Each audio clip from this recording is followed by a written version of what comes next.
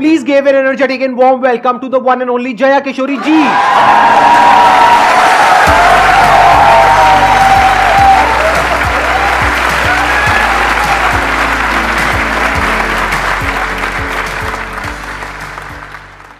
इनकी स्माइल में इतनी पॉजिटिविटी है, आई थिंक इनको कुछ बोलने की जरूरत ही नहीं है।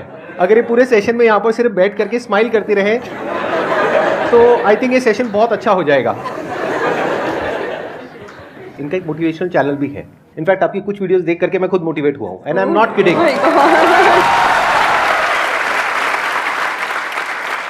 तो मैं पर्सनली आप सबको रिकमेंड करूंगा कि एक बार आप जा करके देखिए इनकी जो मोटिवेशनल वीडियोस हैं, और आप सबको बहुत कुछ सीखने को मिलेगा और बहुत अच्छा लगेगा।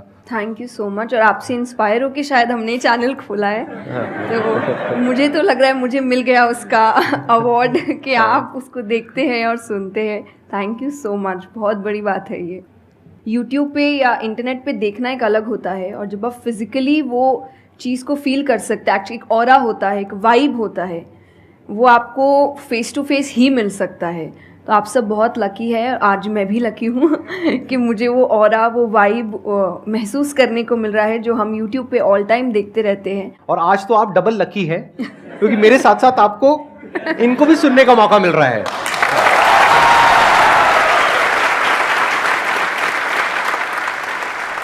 आपके मन में जो भी क्वेश्चंस है, जैसे भी क्वेश्चंस है, आप इनसे पूछ सकते हैं। First of all, thank you very much for giving me this opportunity. I want to ask you कि like आपने ये क्यों चूज किया कि you want to go into spirituality, कि मुझे इस चीज़ में ही जाना है? टू बी वेरी ऑनेस्ट, मैंने चूज़ नहीं किया था, इस स्थान ने मुझे चूज़ किया था, क्योंकि मैंने शुरुआत 6 साल की उम्र से की थी।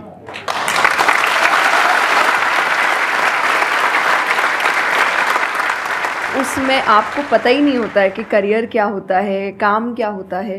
तो मैंने कुछ भी सोचा नहीं था, मेरे सामने चीज़ें आती गई, मुझे अच्छी लगती गई और मैं करती गई। और इसीलिए मैं हमेशा कहती हूँ अपने अंदर के बच्चे को ज़िंदा रखिए, क्योंकि वो कभी भी ये नहीं देखता इससे मेरा फ़ायदा होगा, या उसको अच्छी लगती है चीज़ और वो करता है।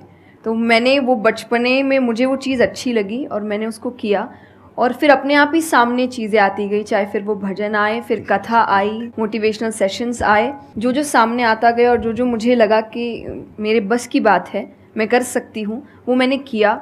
और फिर मुझे पता ही नहीं चला कि कब सिचुएशन कहाँ हो गई। जब मुझे समझने का मौका मिला कि चलो कुछ बनते हैं, मैं ऑलरेडी बन चुकी थी।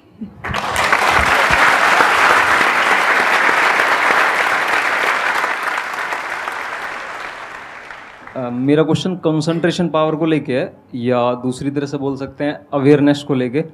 जैसे किसी भी काम पे जो ध्यान लगाने की कैपेबिलिटी होती है वो डिफर करती है पर्सन टू पर्सन। मुझे पूछना था क्या कोई इसका बायोलॉजिकल बेसिस भी है, या सिर्फ प्रैक्टिस पे डिपेंड करता है कि किसी की प्रैक्टिस थोड़ी कम है और किसी की ज़्यादा? कई ऐसे एक्सरसाइजेज है जो आपको हेल्प करती है कंसंट्रेशन के लिए। तो जो मैं एक्सरसाइज फॉलो करती हूँ वो लिसनिंग प्रैक्टिस है, कि मैं सोने से पहले या सुबह उठ के कुछ देर 5 मिनट्स 10 मिनट्स मैं बिल्कुल शांत माहौल में और मैं साउंड सुनने की कोशिश करती हूँ। और ऐसा माना जाता है कि जिस दिन आपको 5 से ज़्यादा साउंड सुनने लग जाए, और 5 का मतलब हुआ कि ऐसा नहीं कि आपके घर में टीवी और मिक्सी और सब चल रहा है तो आप कहे कि अरे भाई 5 साउंड सुनाई दे दिए, नहीं, जब शांति हो तो वो एक बहुत अच्छी प्रैक्टिस है जो आपके दिमाग को हेल्प करती है किसी एक चीज़ पर ध्यान लगाने के लिए।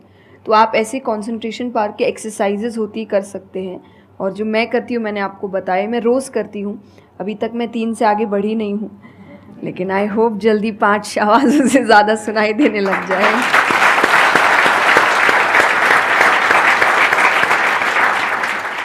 बचपन से जो आपने किया अभी तक वो तो मैटर करता ही है। फॉर एग्जाम्पल, अगर आप बचपन से ही सिर्फ कंप्यूटर पर ही अपना टाइम पास कर रहे हो या मोबाइल पे, जो आजकल बड़ा कॉमन हो गया है, तो आपकी जो कंसंट्रेशन पावर है वो पैसिव वे में तो अच्छी होगी।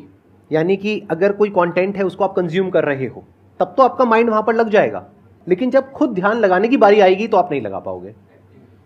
एक्टिव कंसंट्रेशन आप नहीं कर पाओगे। और वही आपका क्वेश्चन है कि जो अपनी एक्टिव कंसंट्रेशन पावर है उसको कैसे बढ़ाया जाए, यानी कि आप जब चाहे, जहां चाहे, जितनी देर के लिए चाहे उतनी देर के लिए अपना ध्यान लगा सके, और जब चाहे वहां से ध्यान हटा सके। इसी को कहेंगे ना कि एक्चुअल में आपका जो ध्यान है वो आपके कंट्रोल में है। नहीं तो इतना कुछ है इस दुनिया में, वो तो सब खींचने के लिए तैयार बैठे हैं आपके ध्यान को, आपकी अटेंशन को। अगर फाइनेंशियली बात करी जाए तो आज की डेट में सबसे ज्यादा जो वैल्यू है वो आपकी अटेंशन की है। जितनी भी कंपनीज हैं उनके लिए सबसे इंपॉर्टेंट है आपकी अटेंशन। अगर आपकी अटेंशन आपके हाथ से निकल जाती है और उनके हाथ में चली जाती है तो वो हो जाएगा जो वो चाहते हैं, यानी उनको प्रॉफिट हो जाएगा, आपको नुकसान होता है हो जाए। तो अब सवाल उठता है उसको कैसे बढ़ाया जाए। चेस बहुत अच्छा तरीका है उसको बढ़ाने का। स्पोर्ट्स से आपकी कंसंट्रेशन पावर बढ़ती है।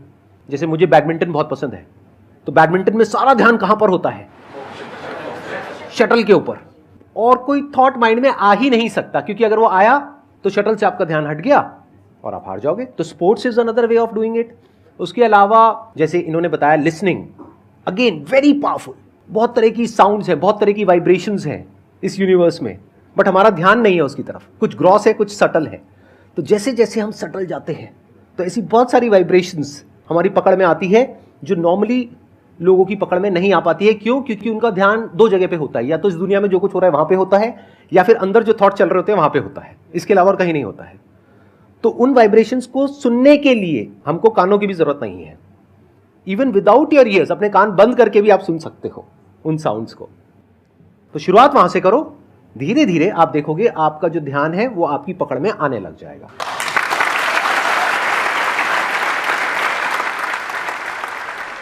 मेरा क्वेश्चन आपसे मतलब दोनों से ही है, वो ये कि हम लोग मतलब आज की सोशल मीडिया वाला ज़माना है तो हम लोग बहुत डिस्ट्रैक्टेड रहते हैं, और जब भी स्पिरिचुअलिटी की बात होती है फैमिली में, फ्रेंड्स में, तो सभी ये कहते हैं कि स्पिरिचुअल अभी होने की ज़रूरत नहीं है, करियर पे ध्यान दो, अभी कौन सा टाइम है, बाद में देख लेना। और हम लोगों के घरों में भी हम देखते हैं।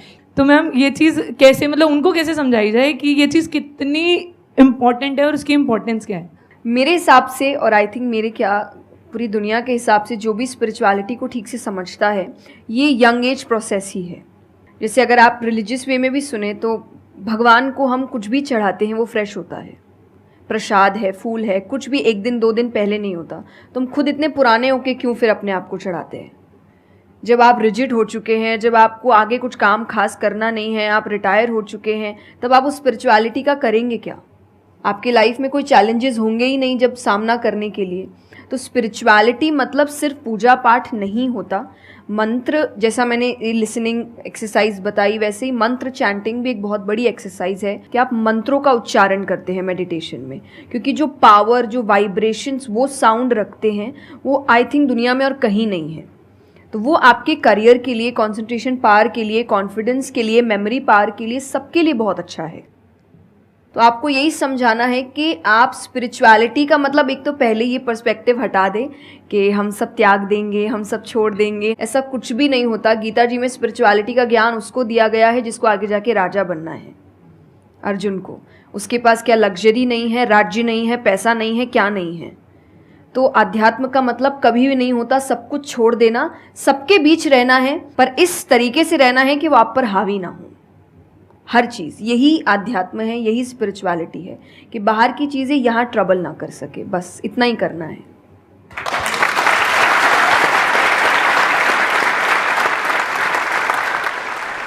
अर्जुन कह रहा है कि क्या मैं सब कुछ छोड़ छाड़ के चला जाऊं? और भगवान कृष्ण उसको क्या बोल रहे हैं कि अभी जो तुम्हें करना है उस पर ध्यान दो। सब कुछ छोड़ना सॉल्यूशन नहीं है। खुद को पहचानो कि तुम क्या हो। जो प्रॉब्लम की पूरी जड़ थी वहां पर वो ये थी कि अर्जुन भूल गया था कुछ देर के लिए कि वो एक्चुअल में कौन है, जैसे हम भूल जाते हैं। तो भगवान उसको याद दिलाने का काम कर रहे हैं कि तुम एक योद्धा हो, तुम्हारा काम है लड़ना धर्म के लिए। तो भगवान उसको वो ज्ञान दे रहे हैं। ऐसे ही अगर आप एक स्टूडेंट हो तो आपका काम क्या है? पढ़ाई करना। अब आपको देखना है कि उसमें ये जो बातें हैं, इनकी बातें, मेरी बातें, या कहीं भी हमारे जो स्क्रिप्चर्स में बातें हैं, वो किस तरह से आपको काम आ सकती है वो करने में, जो अभी आपकी लाइफ की इस स्टेज में, इस पॉइंट पर आपके लिए करना सबसे इंपॉर्टेंट है। तो स्पिरिचुअलिटी दो तरीके की हो गई। एक वो जो आपको भटका रही है, यानी कि वो लोग जो खुद अच्छे से नहीं समझ पाए स्क्रिप्चर्स को, वो आपको क्या कहेंगे कि सब कुछ छोड़ दो। और दूसरे वो जो एक्चुअल में समझ गए हैं कि क्या बात करी जा रही है, तो वो आपको क्या कहेंगे कि जो भी कर रहे हो उसको करो, अच्छे से करो, पूरे ध्यान से करो, पूरी ईमानदारी से करो, उसमें कोई कमी मत छोड़ो, क्योंकि यही आपको हेल्प करेगी लाइफ में आगे कुछ भी करने के लिए। अगर आज आप अपने काम को ढंग से नहीं कर पा रहे, तो कल अगर स्पिरिचुअलिटी में आपको कोई इंक्वायरी करनी है, स्क्रिप्चर्स को समझना है, क्या वो आप ईमानदारी से कर पाओगे? आप अगर अपना काम ठीक से कर रहे हैं, आपके इंटेंशंस अच्छे हैं, आप ऑनेस्ट हैं, आप पेशेंस रख रहे हैं, आप स्पिरिचुअल हैं। तो इसीलिए आपको बस अपना काम, जो उन्होंने सही कहा, एकदम ठीक से ईमानदारी से करना है। क्योंकि अगर यहाँ ईमानदार नहीं, क्योंकि जो आपका काम है, तो फिर कहीं और तो ईमानदारी की फिर बात ही क्या कर सकते हैं हम। मैम मेरा आप दोनों से ही है मेरा क्वेश्चन कि रियल फ्रेंडशिप का एसेंस आज खोते जा रहा है। हम सैटरडे संडे को पार्टी तो कर रहे हैं फ्रेंड्स के साथ, लेकिन जब रियल फ्रेंडशिप का टेस्ट होता है तो most of the friends fail हो जाते हैं, और हम भी फेल हो जाते हैं उसमें अपने दोस्तों। हम ये तो भूल जाते हैं कि वो हमारे दोस्त नहीं है अच्छे, तो हम भी तो नहीं हैं। तो ये चीज़ हम रियल फ्रेंडशिप को आज कैसे वापस उसके एसेंस को रीजनरेट करें और खुद भी दूसरों के अच्छे दोस्त बने। दोस्ती बहुत बहुत ज़रूरी होती है, और इस पे भी मेरा एक छोटा सा वीडियो है कि आप फ्रेंड्स को आइडेंटिफाई कैसे करें, या वही जो क्वालिटीज़ है वो खुद में भी कैसे लाएं। तो सबसे पहली क्वालिटी यही है कि हम जो सिर्फ सैटरडे संडे जिन दोस्तों से पार्टी करने के लिए मिल रहे हैं, वो आपके दोस्त नहीं होते हैं। वो आप बस एंटरटेनमेंट के लिए, आपको मस्ती करना है, मज़ा करना है, तो आप मिल रहे हो। लेकिन एक्चुअल जो आपके दोस्त होते हैं ना, वो आपको भी सिखाते हैं, आप उनको भी सिखाते हैं, वो आपके साथ ग्रो करते हैं। और जैसा आपने कहा एसेंस, जैसे मैं मेरे पेरेंट्स के जो दोस्त हैं, सालों से इक्के दुक्के हैं, लेकिन अभी तक हैं। और अभी भी हम कई बार ऐसा लगता है कि आप ऐसे कैसे बात कर रहे हो उनसे, तो वो कहते हैं हमारे दोस्तों को अपने दोस्तों जैसा मत समझना कि हम एक दो बोल देंगे या एक दो चीज़ें हो जाएंगी और हमारी दोस्ती टूट जाएगी। हमारी दोस्ती इस चीज़ पर नहीं बनी है। वो अगर महीनों भी एक दूसरे से नहीं मिल रहे हैं, या एक साल तक भी उन्होंने बात नहीं की है, वो एक साल बाद भी फ़ोन करते, तो वो वैसे ही होते जैसे वो एक साल पहले थे, जहाँ उनकी बात छूटी थी, बिल्कुल वैसे। तो सबसे पहली चीज़ कि यही कि ज़रूरी नहीं है आपको अपने दोस्तों से हर एक इंटरवल में मिलना है, तभी आपकी दोस्ती कायम रह सकती है। क्योंकि अब लोग आगे बढ़ रहे हैं, बिजी हो रहे हैं, काम कर रहे हैं, दूसरे शहरों में पढ़ने जा रहे हैं। अगर आपकी दोस्ती सिर्फ मिलने मिलाने से और मस्ती करने से, तो वो दोस्ती नहीं है। तो ये सबसे पहली चीज़ है कि जो आपको आपके सिचुएशन को समझे, वाइस वर्सा आप उसके सिचुएशन को समझिए कि दोस्ती है पर ज़िंदगी भी है, काम भी है, मेहनत भी है, परिवार भी है। सबसे बड़ी तपस्या, सबसे बड़ा तप मैं कहती हूँ गृहस्थ जीवन ही है। Thank you for the compliment. उसमें आपको इतना कुछ करना पड़ता है, वो एक सिचुएशन को समझना ज़रूरी है। दूसरा, आजकल जो एक ट्रेंड बन चुका है कि फ्रेंड्स सपोर्टिव होने चाहिए, तो सपोर्टिव का मतलब ये नहीं कि तुम गलत भी करो, तो जो कर्ण और दुर्योधन की दोस्ती थी कि नहीं भाई पाप भी कर, मार, गलत कर, मैं तो साथ खड़ा हूँ, ये दोस्त नहीं होते। ये बहुत बड़ा पॉइंट बोला है इन्होंने, अभी इसके बारे में मैं बात करूँगा। ये दोस्त नहीं होते हैं। दोस्त आपको आपके पास खड़े रहेंगे सपोर्ट में, लेकिन ये हर वक्त बताएंगे कि तुम गलत हो, तुम गलत कर रहे हो, इसकी सज़ा मिलेगी। तो ये सच्चे दोस्त होते हैं। तो आप या तो कहते हैं ना कि कृष्ण जैसे दोस्त बनो, खुद ही बनो। बात यहीं आती है, कृष्ण जैसे ढूंढने से पहले कृष्ण जैसे दोस्त बनो, कि जो हर वक्त बताने। कृष्ण कभी अलग नहीं हुए अर्जुन से। जब वो कहने लगा कि मैं नहीं लड़ सकता, ये नहीं, उन्होंने उस वक्त बहुत डांटा कि क्षत्रिय है, ये तरीका है बात करने का, ऐसे बोलते हैं, तो इतना बड़ा महाबाहु है, बड़े बड़े नाम बताए, याद दिलाया कि तुम कितने अच्छे हो। तो सबसे बड़ा दोस्त का आई थिंक क्वालिटी यही है, जो सपोर्टिव है लेकिन गलत चीज़ों में नहीं है, वो हर वक्त सही के लिए आपके पास खड़े हैं। और तीसरा जो मैं सबसे अच्छा कहती हूँ कि आपकी और उनकी मेंटालिटी मैच होनी चाहिए। आपको ये समझना है कि अगर मेंटालिटी एक नहीं होगी, तो भले ही आप अपने पेरेंट्स को कितना ही कह ले कि हम कुछ नहीं करेंगे, अरे हम तो सिर्फ घूम रहे हैं, अरे हम वैसा कुछ नहीं करेंगे, करोगे, एक ना एक दिन ज़रूर करोगे, क्योंकि ये ह्यूमन नेचर है। आप जिसके साथ ज़्यादा समय बिताते हो, धीरे धीरे उसकी क्वालिटीज़ कुछ आपके अंदर आती है। तो ज़रूरी है कि वो बिहेवियर, वो पैटर्न, वो मेंटालिटी, वो माइंडसेट मैच होनी चाहिए दोनों की, तभी आप एक साथ ग्रो कर सकते हैं। वरना वही सैटरडे संडे मिलना और ज़िंदगी खराब करना, यही हो पाएगा बस। Excellent point. ये समझना इतना इंपॉर्टेंट नहीं है कि दोस्ती क्या है, ये समझना ज़्यादा इंपॉर्टेंट है कि दोस्ती क्या नहीं है। अगर आपका जो दोस्त है वो कुछ गलत कर रहा है, तो उसका साथ देना दोस्ती नहीं है। क्योंकि अगर आप गलत में भी उसका साथ दोगे तो वो और पावरफुल हो जाएगा, वो और बड़ा गलत काम करेगा। मानो आपका दोस्त पी करके गाड़ी चला रहा है, तो दोस्ती ये नहीं है कि उसको बोलना कि हाँ चल कर कर कर कर कोई नहीं, और बड़ा और बड़ा और बड़ा नहीं। उस वक्त क्या बोलना, गाड़ी रोक, मैं उतर रहा हूं। अब उसके बाद आपका क्या होगा वो बाद में देखेंगे, वो डिपेंड करता है कि आपको कहाँ उतारा उसने। जो इन्होंने एग्जाम्पल दिया दुर्योधन वाला, बहुत इंपॉर्टेंट है वो समझना। ऐसे लोगों से दूर रहो, ये दोस्ती है। दोस्ती को तोड़ देना दोस्ती होता है बहुत बार। कई बार लाइफ में ऐसा पॉइंट आ जाता है जो एक धर्म संकट के जैसा होता है, जहां पर जा करके आपको साफ नजर आ रहा होता है कि ये जो इंसान है ये सिर्फ अपना ही नहीं मेरा भी सर्वनाश कर देगा। ऐसे लोगों को छोड़ देना दोस्ती है। फिर अगर उसके अंदर इंसानियत वापस से जागती है तो वापस से वो अगर आपके पास में आता है तो ठीक है, नहीं आता है तो कोई बात नहीं, छोड़ दो ऐसे दोस्त को। तो बड़े ध्यान से चुनना अपने जो दोस्त है। जो इन्होंने कहा संगति बहुत इंपॉर्टेंट है लाइफ में, इसीलिए पहले के जमाने में सत्संग की इतनी वैल्यू होती थी। हर घर में एक सत्संग हॉल होता था एक जमाने में। आज जैसे हम सत्संग का नाम सुनते हैं हमारे माइंड में कुछ और ही आने लग जाता है। सत्संग मतलब सत्य के संग। सत्य मतलब वही जो इन्होंने कहा कि जब कोई सही रास्ते पे चल रहा है तो उसका साथ देना, और कोई झूठ के रास्ते पे चल रहा है, कोई गलत काम कर रहा है तो उसका साथ छोड़ देना। तो सत्य के साथ रहना, वो लोग जो सत्य बोलते हैं, वो लोग जो सत्य की राह पे चल रहे हैं, वो लोग जो धर्म की राह पे चल रहे हैं। ये वर्ड सुनने में आपको थोड़े से पुराने लगेंगे, लेकिन अगर इसकी डेप्थ को आप समझोगे तो अंदर से आप समझ पाओगे कि मैं क्या बोल रहा हूं, किस लेवल से बोल रहा हूं। Hello sir, hello ma'am. Ma'am मतलब कई बार हम सुनते भी हैं, बहुत जगह देखते हैं, और कई बार बहुत बार हम पढ़ते भी हैं। मैम मुझे ये पूछना है कि मैम भक्ति क्या है, मतलब भक्ति क्या होती है? आज ये ज़माना अलग हो गया है कि भगवान से भी लेन देन का मामला चल रहा है कि आप मेरा ये काम कर दो तो ये हो जाएगा, और काम एक भी नहीं हुआ तो भगवान बदल ले, कि वही कहीं और माथा टेकते हैं, यहाँ तो काम हो नहीं रहा। तो ये भक्ति नहीं होती। तो एक तो जो परसेप्शन भक्ति का बन गया है कि भजन कीर्तन पूजा पाठ कर लिया और भक्ति हो गई। भक्ति का असल मीनिंग है सरेंडर, समर्पण। और समर्पण व्यक्ति कब करता है? जब पहला चीज़ विश्वास होता है कि वो जो भी करता है वो सही करता है। मुझसे कई बार लोग पूछते हैं कि आप बहुत ज़्यादा डिप्रेशन में नहीं जाते, या कोई आपने सब कुछ देखा है, चाहे स्ट्रगल है, इंसल्ट है, रिजेक्शन है, हर फील्ड में हर चीज़ होती है। अगर आप आगे बढ़ रहे हैं, कोई पोजीशन पे जाने की कोशिश करें तो आपको इनका सामना करना पड़ेगा। ये ज़िंदगी के साथ आता है तो आपको सामना, लेकिन मुझे कभी दिक्कत नहीं दी ये चीज़ें। क्यों? क्योंकि जो मैंने कहा समर्पण, मुझे पता है कि एक ऐसी शक्ति ऊपर बैठी है जो मेरा बुरा नहीं चाहती। तो कई बार बुरी चीज़ें भी मेरी ज़िंदगी में हो रही है, मुझे पता है वो मेरे अच्छे के लिए है क्योंकि वो कर रहा है। तो ये समर्पण, ये भक्ति है। तो ये आपको हारने नहीं देती। क्यों हारेंगे आप? क्योंकि आपको पता है ना कि वो हारने देगा नहीं। तो आप अपने आप गिरे, आप फिर उठेंगे कि नहीं भाई अभी गिरना शायद ज़रूरी होगा, उसका इशारा है, इसीलिए चलो फिर उठते हैं, फिर आगे बढ़ते हैं। तो अर्जुन ने भी जब समर्पण की बात गीता जी में आती है तो कई लोग कहते हैं कि धर्म का मतलब होता है अंधविश्वास। नहीं, क्योंकि अगर अंधविश्वास होता, अंधविश्वास में क्वेश्चन करना अलाउड नहीं होता आपको।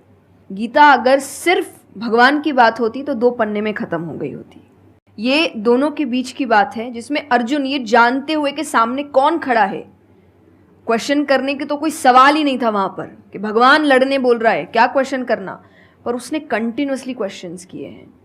पर उसका भी नाम आया था समर्पण, कि वो समर्पित होकर क्वेश्चन कर रहा था कि ये जो खड़ा है ये मेरे हर सवाल का जवाब जानता है, ये मुझसे कभी कुछ गलत काम नहीं कराएगा, लेकिन इसका मतलब ये नहीं कि मैं अपनी जिज्ञासा बाहर नहीं निकालूंगा, मैं अपने क्वेश्चंस पूछूंगा। तो भक्ति का अर्थ यही होता है कि पहला निष्काम होता है। क्या फ़ायदा मत ढूंढिए कि मेरा काम नहीं हुआ तो भगवान है ही नहीं। भाई भगवान कहाँ है? भगवान होते तो ऐसा होता क्या? वो तो इंसान है इसीलिए ऐसे हो रहे काम। भगवान ने तो सबको देखे, बच्चा तो मासूम ही होता है, बड़े होके खराब हो जाता है। कोई बच्चा गलत आपने देखा है क्या? छोटा सा बच्चा ही डॉन बनने के बारे में सोच रहा है, वो तो बच्चा ही होता है, मासूम होता है, सच्चा होता है। तो भगवान इसलिए कहते हैं बच्चे भगवान का रूप है, क्योंकि वो एकदम प्योर होते हैं। बड़े होने के बाद हम काम खराब करते हैं और नाम फिर हम भगवान का देते हैं, क्योंकि हमको इल्ज़ाम लगाने के लिए लोग चाहिए। ये फेलियर्स के लिए भी, आप फेलियर्स के लिए भी हम कहते हैं मेरा काम अच्छा नहीं था, मेरा समय अच्छा नहीं था, मुझे पेरेंट्स ने सपोर्ट नहीं किया, मेरे पास ये नहीं था। वरना अगर देखा जाए इन्हीं सिचुएशन में कई लोग हैं जो काम करके आगे बढ़ जाते हैं।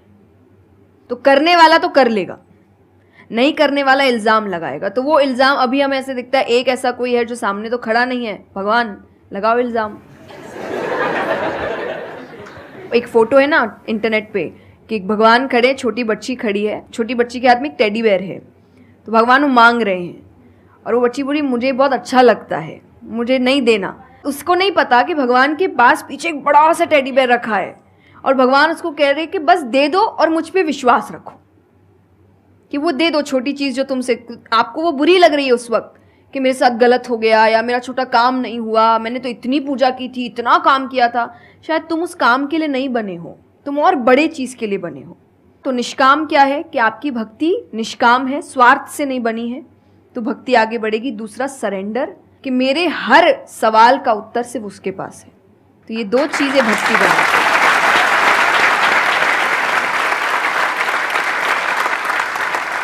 मेरा मन कर रहा है कि मैं बैठ करके बस आराम से आपको सुनता रहूं, मेरे को इतना अच्छा लग रहा है। आप प्लीज थोड़ा सा और बोलिए इसके बारे में, भक्ति के बारे में। मुझे सही में बहुत, कितने लोग चाहते हैं कि थोड़ा और बोले? हाँ, क्योंकि इनसे अच्छा कोई नहीं हो सकता इसके बारे में बोलने के लिए। मेरे को पता है आपके पास में और बहुत कुछ है बोलने के लिए, थोड़ा सा प्लीज और बोलिए। ये दो चीज़ें जो भक्ति में, तीसरा हम जब करते हैं सत्संग, जो उन्होंने कहा सत्संग का एक सत्य के संग, तो सत्य कौन है? जब हम शास्त्रों में देखते हैं सबसे पहला श्लोक जो श्रीमद् भागवत में आता है वो भगवान का स्वरूप बता रहा है, उसमें है सच्चिदानंद रूपाय। सच्चिदानंद का मतलब होता है तीन चीज़ें मिलकर बनती है, वो है सत, चित और आनंद। जो ये तीन चीज़ों को जीवन में समझ लेगा सही से, उसने भगवान को समझ लिया, क्योंकि भगवान का रूप ही सच्चिदानंद है।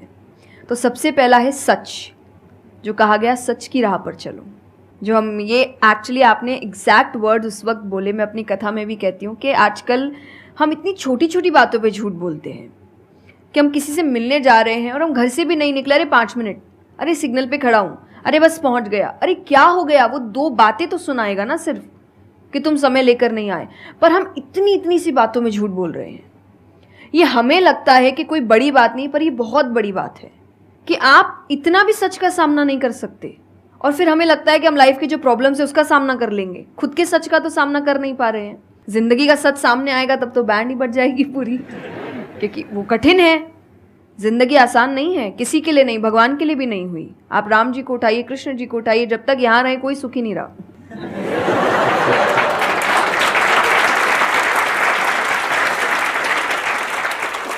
तो सुखी तो कोई नहीं रहा यहाँ पर, आपको सुख खुद ढूंढना पड़ता है, आपको अपना जीवन खुद निकालना पड़ता है अपने चॉइसेस को लेकर। तो इसीलिए पहला सत है।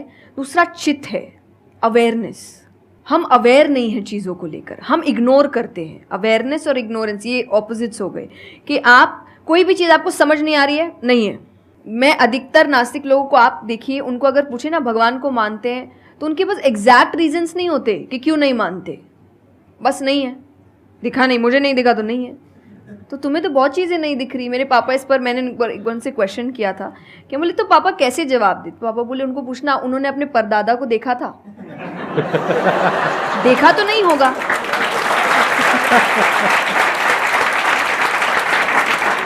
सुना है, दादा से सुना है, पापा से सुना है कि थे, मैंने तो नहीं देखा, तो मैं बोल दूं वो थे ही नहीं। कुछ तो सच्चाई होगी, उसको ढूंढने की कोशिश करो। मैं धर्म के लिए हमेशा कहती हूँ कि आपको ढूंढना पड़ेगा। भगवान, मेरे पापा ने मुझे एक बात कही थी, भगवान मानने की चीज़ है, जानने की नहीं। जानना क्या होता है? पहले इस्तेमाल करे फिर विश्वास करे।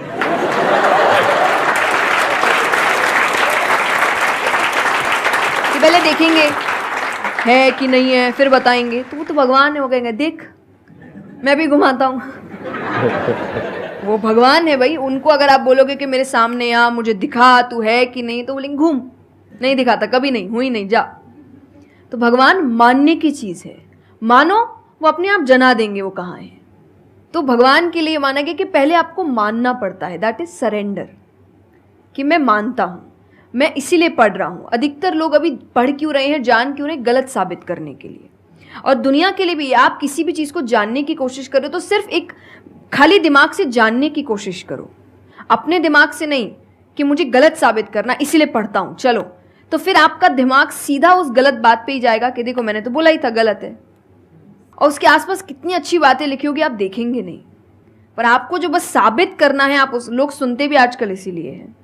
मैं कथा में एक बात कहती कि बस आजकल कथा ही बची है सुनने वाली चीज़, वरना आप कहीं भी 2 लोगों को देखिए वो बोलेगा मैं बोलता हूँ, नहीं मैं बोलता हूँ, नहीं मैं बोलता हूँ। दुख देखिए किसी के, प्रॉब्लम्स को एक बोलता है अरे मेरी जिंदगी अच्छी नहीं चल रही, अरे मेरी उससे भी खराब है। आप किसी से मदद भी कहाँ मांगेंगे कि वो एक दुख सुनाओ वो 4 सुनाता है, तो क्या ही मदद मांगे कि तो मेरे से दुखी है, तू मेरे से और 500 रुपये रख भाई। ये तो तो लोग हर वक्त कोई सुनना नहीं चाह रहा, और सुन भी रहे हैं तो इसीलिए कि ताकि बस मैं बोल सकूं, कि ये ख़त्म करे, बस जल्दी से ये चुप हो ताकि मैं बोलूं। तो ये बंद करिए। भगवान ने अर्जुन की पहले पूरी बात सुनी थी, एक बार भी बीच में इंटरप्ट नहीं किया, उसकी पूरी बात सुनी। क्यों? तभी वो आंसर ठीक से कर पाएंगे। अगर आप बीच में हर चीज़ में इंटरप्ट करेंगे, लोगों के ओपिनियंस में इंटरप्ट करेंगे, तो आप उनकी बात को नहीं समझ पाएंगे। जितना सुनेंगे उतना सीखेंगे, क्योंकि बोलोगे तो वही जो आता है, पर सुनोगे तो कई बार ऐसी चीज़ें पता चलेगी जो नहीं पता, जो नहीं आता है। तो सत्संग यही है। आप लोग एक काम करो, अपना मोबाइल ऑन करो और अपने घर पे फोन कर दो कि शाम तक हम यहीं बैठे हैं। मतलब मेरा मन तो नहीं है यहाँ से आज उठने का, मेरा मन है आराम से बैठ करके इनसे सुनने का। मुझे तो बहुत अच्छा लग रहा है, लेकिन आई एम नॉट श्योर कि इनके पास में इतना टाइम होगा या नहीं होगा। आप प्लीज, आई एम सॉरी मैंने आपको इंटरप्ट किया। नहीं नहीं, बिल्कुल। तो यही छोटी छोटी बातें हैं, देखिए। और आनंद का मतलब एक्चुअली परमानेंट हैप्पीनेस होता है, जो आपको भगवान के साथ ही मिलता है, कि आपको किसी की ज़रूरत नहीं है, बाकी सब कुछ टेम्पररी है। और टेम्पररी खुशियों के लिए भगवान ने अर्जुन को लड़ने के लिए इसलिए नहीं बोला था कि तेरे को राज्य मिल जाएगा, खुशी मिलेगी, पैसा मिल जाएगा। नहीं, एक परमानेंट हैप्पीनेस थी कि मैंने अपना काम अच्छे से किया, उसके लिए लड़ो। तो जो भी काम कर रहे हो परमानेंट क्या है उसमें वो देखो, और ये आपकी सक्सेस पे भी काम आता है। भगवान जैसे अब हम कहते हैं ना कि दुनिया में कुछ सच नहीं है, संसार सच नहीं, इसका मतलब क्या? छोड़ने के लिए नहीं। क्या आप पहली चीज़, जब दुख आ रहा है तो डिप्रेशन में मत जाओ, क्योंकि आप जानते हो ये भी परमानेंट नहीं है, टेम्पररी है, कल फिर ठीक हो जाएगा। खुशी आ रही है तो घमंड मत करो, ये भी निकल जाएगा, ये पोजीशन भी ज़्यादा समय तक रहेगी नहीं, तो उसको रखने के लिए काम करते रहो। तो भगवान हर चीज़ में कहते बैलेंस्ड रहो, और परमानेंट वो है उसके पीछे भागो। तो आप अपने आप ही जो दिखावे की दुनिया है, करते हम सब है और सब कुछ करना चाहिए लाइफ में, सब एंजॉय करिए, पर अगर उसको जानते हुए करोगे कि परमानेंट नहीं है, तो जैसा मैंने कहा वो यहाँ जाएगा नहीं। जैसे एक पक्षी है, आप पेड़ पे उसको बैठा दो और फिर जिस ब्रांच पे वो बैठी उसको काटने लगो, और जब तक ब्रांच नहीं गिरेगा वो नहीं हटेगी, क्योंकि उसको ब्रांच पे भरोसा है ही नहीं। उसको पता ये रहेगा ना, उसको अपने पंखों पे है कि वो जैसे ही गिरेगा मैं उड़ जाऊंगी।